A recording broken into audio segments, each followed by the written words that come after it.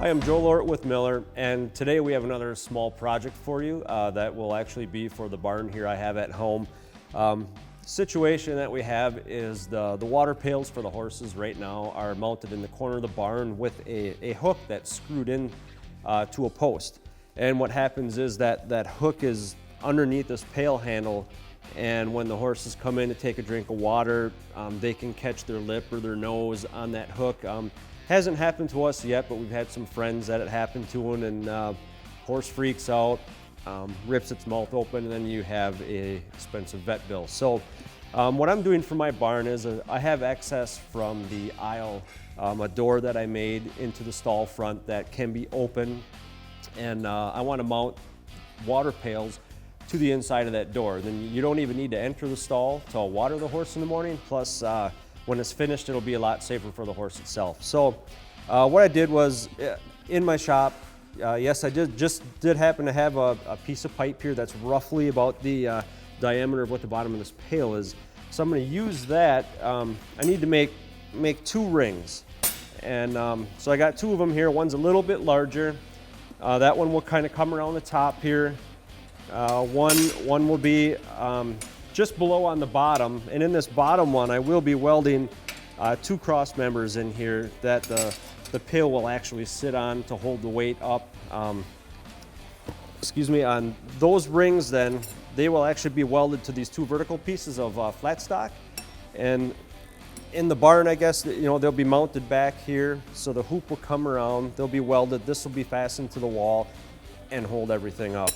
So the way I mounted or I bent these hoops here using this pipe was, just simply cut the rod pretty close. It's within an inch or 2 of the length that I need, and just clamp it to the pipe. And it's not very big, it's a 3/8 rod.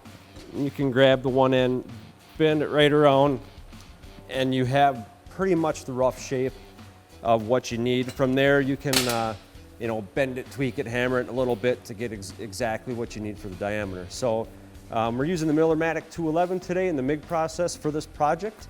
I'm going to go ahead and get started, and when it's all done, we'll take you out to the barn, we'll mount it, and show you how it works.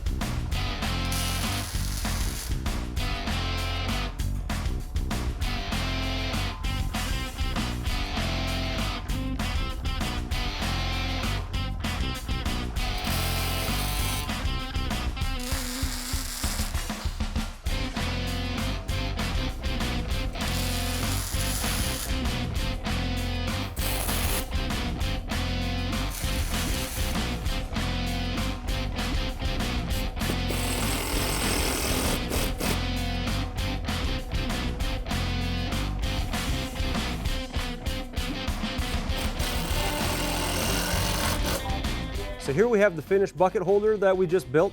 This will be a lot safer for the horses in the barn. It'll make it easier to do chores in the morning and night, to be able to just drop the water bucket in here without having to go in the stall.